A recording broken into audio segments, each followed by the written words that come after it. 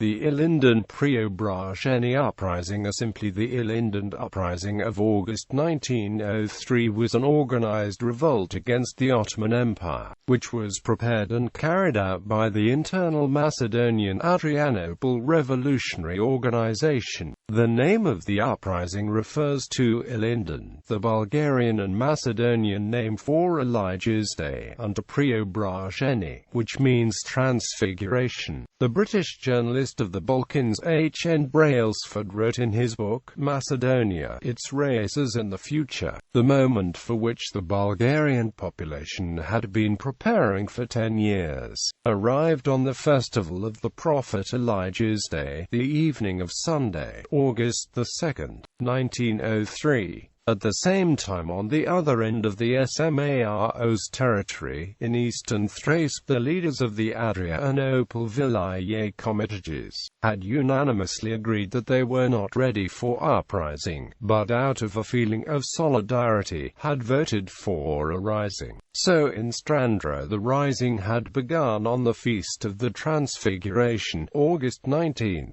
1903. Evidences of the Bulgarian sentiments of the insurgents during the rising are abundant. The rebellion in the region of Macedonia affected most of the central and southwestern parts of the monastir of Ilias, receiving the support mainly of the local Bulgarian peasants and to some extent of the Aromanian population of the region. Provisional government was established in the town of Kosovo, where the insurgents proclaimed the Kosovo Republic under the presidency of the schoolteacher Nikola Karif, which was overrun after just 10 days. On August 12, on August 19, a closely related uprising organized by Bulgarian peasants in the Adrianople Vulgarian led to the liberation of a large area in the Strandra Mountains near the Black Sea coast, and the creation of a provisional government in Vasiliko, the Strandra Republic.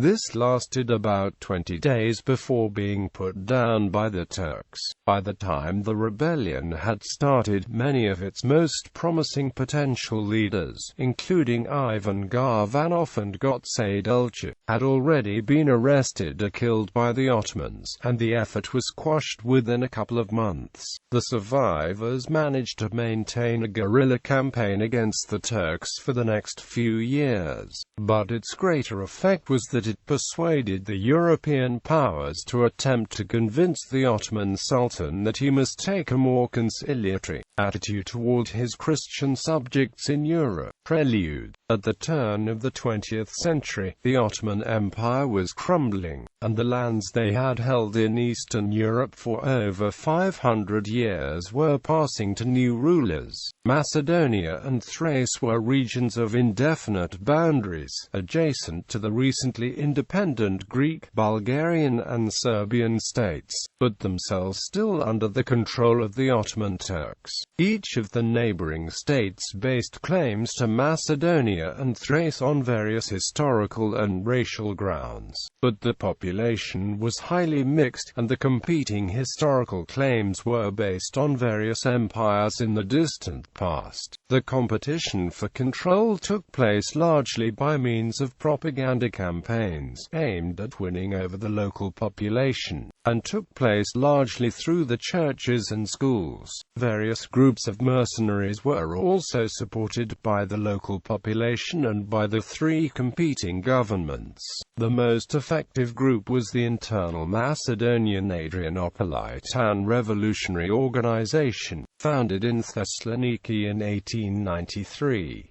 The group had a number of name changes prior to and subsequent to the uprising. It was predominantly Bulgarian and supported an idea for autonomous Macedonia and Adrianople regions within the Ottoman state with the motto of Macedonia for the Macedonians. It rapidly began to be infiltrated by members of Macedonian Supreme Committee, a group formed in 1894 in Sofia, Bulgaria. This group was was called the Supremists, and advocated annexation of the region by Bulgaria. Since the term autonomy was regularly used in relation to the Macedonian question, it is essential to note its sense and reason. Its inspiration certainly belonged to the 19th century Balkan practice whereby the powers maintained the fiction of Ottoman control over, effectively independent states under the guise of autonomous status within the Ottoman state. Autonomy, in other words, was as good as independence. Moreover, from the Macedonian perspective, the goal of independence by autonomy had another advantage. More important, IMARO was aware that neither Serbia nor Greece could expect to obtain the whole of Macedonia and, unlike Bulgaria, they both looked forward to an urged partition. Autonomy, then, was the best prophylactic against partition, that would preserve the Bulgarian character of Christian Macedonian Slav population despite the separation from Bulgaria proper. The idea of Macedonian autonomy was strictly political and did not imply a secession from Bulgarian ethnicity. The two groups had different strategies.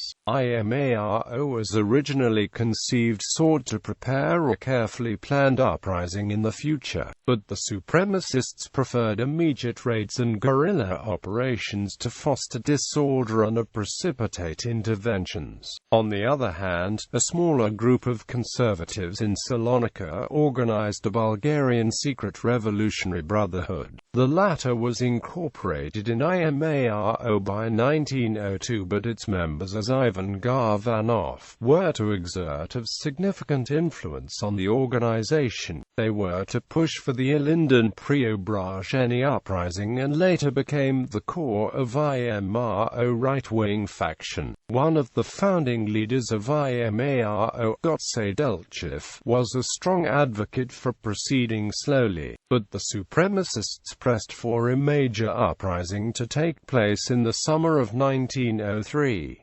Delchev himself was killed by the Turks in May 1903. Meanwhile, in late April 1903, a group of young anarchists from the Gemetji Circle, graduates from the Bulgarian Men's High School of Thessaloniki, launched a campaign of terror bombing, the so-called Thessaloniki bombings of 1903. Their aim was to attract the attention of the great powers to Ottoman oppression in Macedonia and Eastern Thrace. As a response to the attacks, the Turkish army in Basha Bozuk's massacred many innocent Bulgarians in Thessaloniki, and later in Bitola. By these circumstances the supremacists' plan went ahead. Under a leadership from Ivan Garvanov, IMARO made a decision about military revolt. Garvanov himself did not participate in the uprising, because of his arrest and exile in Rhodes. The day chosen for the uprising was August 2nd, the feast day of St. Elias. This holy day was known as Ilinden. On the 11th of July, a congress at Petrova Neva near Malko set the date of the 23rd of July for the uprising, then deferred it a bit more to the 2nd of August. The Thrace region around the Adrianople Vilayet was not ready, and negotiated for a later uprising in the region. It is interesting to note the position of the Bulgarian government on the issue. Already during the discussions, Racho Petrov's government supported IMARO's position of an entirely internal character of the rebellion. Apart from Racho Petrov's personal warning to Gotse Delchov in January 1903 about delaying or even cancelling the rebellion, the government sent out a circular note to its diplomatic representations in Thessaloniki, Bitola and Edirne, advising the population not to succumb to a pro-rebellion propaganda, as Bulgaria was not ready to support it. Ilinden Uprising. The dates and details here are from an account by the anarchist author Georgi Kadziev, translated by Will Firth. On the 28th of July, the message was sent at the revolutionary movements, though the secret was kept until the last moment. The uprising began on the night of August 2nd, and involved large regions in around Bitola, around the southwest of what is now the Republic of Macedonia and some of the north of Greece. On the night of August 2nd and early morning of August 3rd, the town of Krasivo was attacked and captured by 800 rebels. After 3 days of fighting and a siege from August 5th, the town of Smiljevo was captured by the rebels. The town of Klysora, near Kastoria, was taken by insurgents about August 5th. On August 4th and 5th, Turkish troops made an unsuccessful attempt to retake Krasivo. On August 4th, under leadership of Nikola Karif, a local administration was set up, now called the Kosovo Republic. On August 12th, following the Battle of Sliva, an 18,000 people strong Ottoman force recaptured and burned Kosovo. It had been held by the insurgents for just 10 days. On August 14th, under the leadership of Nikola Pushkarov, some bands near Skopje attacked and derailed a military train. In Razlog, the population joined in the uprising. This was further east, in Piran, Macedonia, in present-day Bulgaria. Klysora was finally recaptured by the Ottomans on August 27th. Other regions involved included Ohrid, Florina, and Kichevo. In the Thessaloniki region, operations were much more limited and without much local involvement, due in part to disagreements between the factions of the internal Macedonian Revolutionary Organization. There was also no uprising in the Prelude area, immediately to the east of Bitola. Militias active in the region of Sez, led by Jan Sandanski and an insurgent detachment of the Supreme Committee, held down a large Turkish force. These actions began on the day of the Feast of the Cross and did not involve the local population as much as in other regions, and were well to the east of Monastir and to the west of Thrace. Preobrazhenie Uprising. According to Kadziev, the main goal of the uprising in Thrace was to give support to the uprisings further west, by engaging Turkish troops and preventing them from moving into Macedonia. Many of the operations were diversionary, though several villages were taken, and a region in Strandra was held for around 20 days. This is sometimes called the Strandra Republika Strandra Commune. But according to Kadziev, there was never a question of state power in the Thrace region. In the Rhodope Mountains, western Thrace, the upspring expressed only in some Chetas diversions in the regions of Smolyan and Didigac. On the morning of August 19th, attacks were made on villages throughout the region, including Vasiliko, Stoilovo, and villages near Edir. On August 21st, the harbour lighthouse at Igniada was blown up. Around September 3rd, a strong Ottoman force began reasserting the control. By September 8th, the Turks had restored control and were mopping up.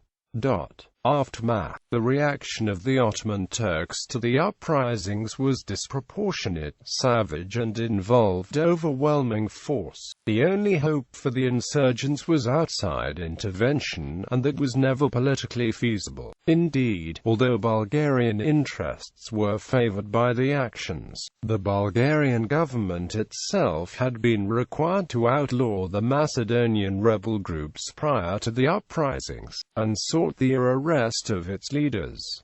This was a condition of diplomacy with Russia. The waning Ottoman Empire dealt with the instability by taking vengeance on local populations that had supported the rebels. Casualties during the military campaigns themselves were comparatively small, but afterwards thousands were killed, executed, or made homeless. Historian Barbara Jelovich estimates that about 9,000 homes were destroyed, and thousands of of refugees were produced. According to Georgi Kadziev, 201 villages and 12,400 houses were burned, 4,694 people killed, with some 30,000 refugees fleeing to Bulgaria. On September 29, the General Staff of the uprising sent the letter N534 to the Bulgarian government, appealing for immediate armed intervention. The General Staff considers its duty to turn the attention of the respectable Bulgarian government to the disastrous consequences for the Bulgarian nation, if it does not carry out its duty towards its birth brothers here in an impressive and active manner, as imposed by the power of the circumstances and the danger which threatens the all-Bulgarian fatherland through war. Still, Bulgaria was unable to send troops to the rescue of the rebelling fellow Bulgarians in Macedonia and Adrianople, Thrace. When IMARO representatives met the Bulgarian Prime Minister Racho Petrov, he showed them the ultimatums by Serbia, Greece and Romania, which he had just received and which informed him of those countries' support for Turkey, in case Bulgaria intervened to support the rebels. At a meeting in early October, the General Staff of the rebel forces decided to cease all revolutionary activities, and declared the forces, excepting regular militias, to be disbanded. After the uprising, IMARO became more strongly associated with the supremacists and with the goal of hegemony by Bulgaria. The savagery of the insurrections and the reprisals did finally provoke a reaction from the outside world. In October, Franz Joseph of Austria-Hungary and Nicholas II of Russia met at Mersteg and sponsored the Mersteg program of reforms, which provided for foreign policing of the Macedonia region, financial compensation for victims, and establishment of ethnic boundaries in the region. The reforms achieved little practical result apart from giving more visibility to the crisis. The question of competing aspirations of Greece, Serbia, Bulgaria, and local advocates for political autonomy were not addressed, and the notion of ethnic boundaries was impossible to implement effectively. In any case, these concerns were soon overshadowed by the Young Turk Revolution of 1908 and the subsequent dissolution of the Ottoman Empire. Subsequent history. The Balkan Wars of 1912 and 1913 subsequently split up Macedonia and Thrace. Serbia took the major portion of Slavic Macedonia in the north, which roughly corresponds to the Republic of Macedonia. Greece took Aegean Macedonia in the south, and Bulgaria was only able to obtain a small region in the northeast, Pirin Macedonia. The Ottomans managed to keep the Aegean region, where the whole Thracian Bulgarian population was put to total ethnic cleansing by the Ottoman Empire. The rest of Thrace was divided between Bulgaria, Greece and Turkey following World War I and the Greco-Turkish War. Most of the local Bulgarian political and cultural figures were persecuted or expelled from Serbian and Greek parts of Macedonia and Thrace, where all structures of the Bulgarian Exarchate were abolished. Thousands of Macedonians left for Bulgaria, joining a still larger stream from devastated Aegean Macedonia, where the Greeks burned Kilkis, the center of Bulgarian politics and culture, as well as much of Sez and Drama, Greece. Bulgarian was prohibited, and its surreptitious use, whenever detected, was ridiculed or punished. Internal Macedonian-Adrianople Revolutionary Organization supported the Bulgarian army during the Balkan Wars and World War I. After the post-World War I Treaty of Neuilly, the combined Macedonian-Adrianopolite and revolutionary movement separated into two detached organizations: Internal Thracian Revolutionary Organization and Internal Macedonian Revolutionary Organization, and continued its struggle against Serbian and Greek regimes in the following period to 1934. 1934, IMRO had de facto full control of Bulgarian Pirin Macedonia and acted as a state within a state, which it used as a base for hit-and-run attacks against Yugoslavia and Greece. IMRO began sending armed bands called Cheti into Greek and Yugoslav Macedonia to assassinate officials and stir up the spirit of the oppressed population. At the end of 1922, the Greek government started to expel large numbers of Bulgarians from Western Thrace into Bulgaria, and the activity of the internal Thracian revolutionary organization grew into an open rebellion. The organization eventually gained full control of some districts along the Bulgarian border. In the summer of 1923, the majority of the Bulgarians had already been resettled to Bulgaria, although detachments of the ITRO continued to infiltrate Western Thrace sporadically. The main focus of the activity of the organization now shifted to the protection of the refugees into Bulgaria. IMRO's and ITRO's constant killings and assassinations abroad provoked some within Bulgarian military after the coup of the 19th of May 1934 to take control and break the power of the organization's legacy.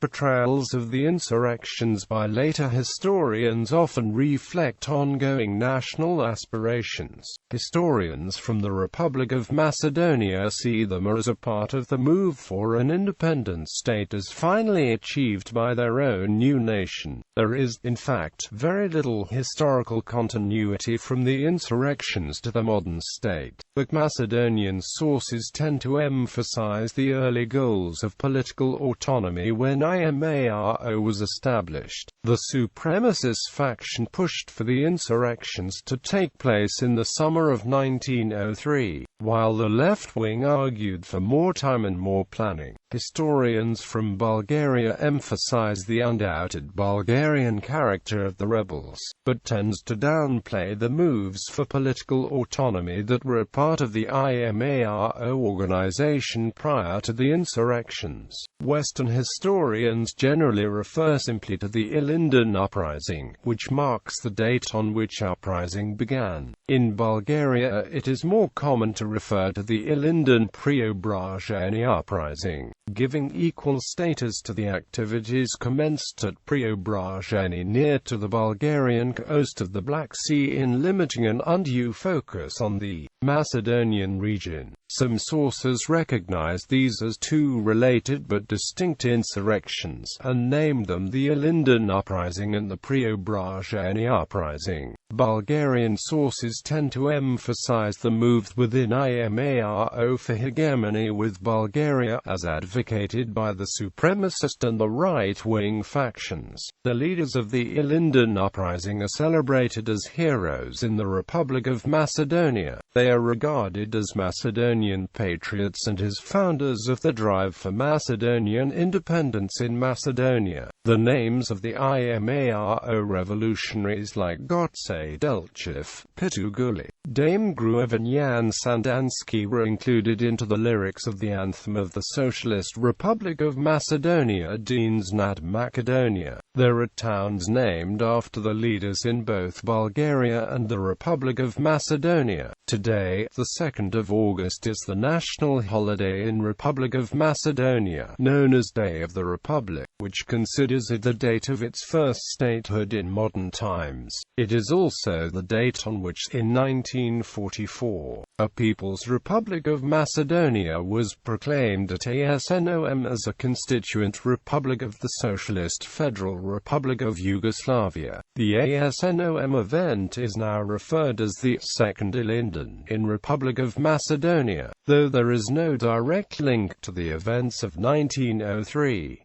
In Bulgaria, Ilinden and Preobrazhenie days as anniversaries of the uprising are publicly celebrated on a local level, primarily in the Pirin Macedonia and northern Thrace regions. Controversy. There have been long-going disputes between parties in Bulgaria and the Republic of Macedonia about the ethnic affiliation of the insurgents. The opinion of most Macedonian historians and politicians is that Preobrazhenie Uprising was a Bulgarian uprising, not related with the Ilinden one, which was organized by Macedonians. Nevertheless, some of the Macedonian historical scholarship and political elite have reluctantly acknowledged the Bulgarian ethnic character of the insurgents. Krste Misirko, regarded nowadays in the Republic of Macedonia as one of the most prominent proponents of Macedonian nationalism of the early 20th century, states in his brochure on the Macedonian matters that the uprising was supported and carried out primarily by that part of Macedonia's Slavic population which had Bulgarian national identity. The dominant view in Bulgaria is that at the time the Macedonian and Thracian Bulgarians predominated in all regions of the uprisings and that Macedonian ethnicity did still not exist. It has also to be noted that some attempts from Bulgarian officials for joint actions and celebration of the Ilinden Uprising were rejected from Macedonian side as unacceptable. Honor. Ilinden Peak on Greenwich Island in the South Shetland Islands, Antarctica is named after the uprising.